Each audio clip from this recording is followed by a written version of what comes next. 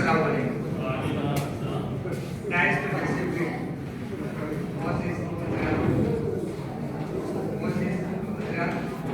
Moses Samai. Assalamu alaikum. Nasr Bala.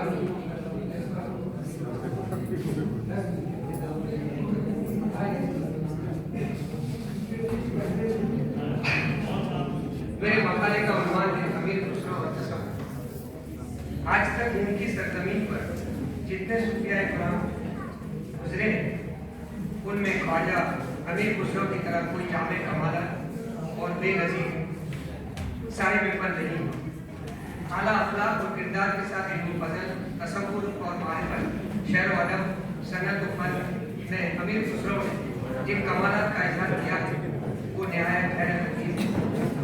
दुनिया में ऐसे इंसान बहुत कम होते हैं जो बैक वक्त इतनी मुख्तलिफ सिफात के हामिल हैं। बकौल अदब हिंदुस्तान में 600 वर्ष से आज तक इस दर्जे का जामे कमाला पैदा नहीं। इल्म फन और सैर व अदब की दुनिया में तो अमीर खुसरो की शोहरत मोहताज नहीं, लेकिन तसव्वुफ व मारिफत के में उनका जो मर्तबा और मकाम है उसकी बिना पर वो तमाम अरबाब तरीक़त और साहबा ने काल के नज़दीक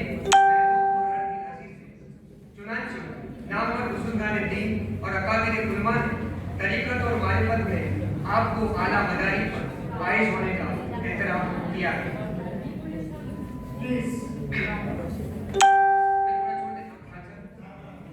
जो चीज़ें यहाँ बयान हो चुकी उसको मैं बता आपके वाले बुजुर्ग अमीर सैफुद्दीन तुर्कों के नाजीन कबीले से और हज़ारा मुल्क के उमरा में से वो तुर्क खानदान के फरमारवा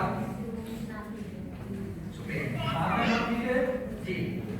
और छोड़ देता हूँ दिल्ली के माथे पटियाली बड़ा आबाद शहर था और आज सिर्फ जिला ईटा के एक गांव से है।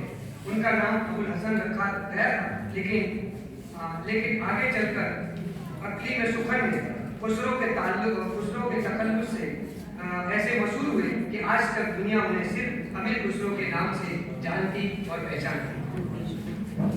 साहिब सैरुल औलिया का बयान है कि अमीर खुसरो को उनके वालिद एक कपड़े में लपेट कर एक मजदूर के पास ले गए। इसको मैं छोड़ता हूँ क्योंकि मेरे अपने मकान अधिकार बोल चुके हैं, इसको छोड़ दें। सॉरी, अमीर खुसरो ने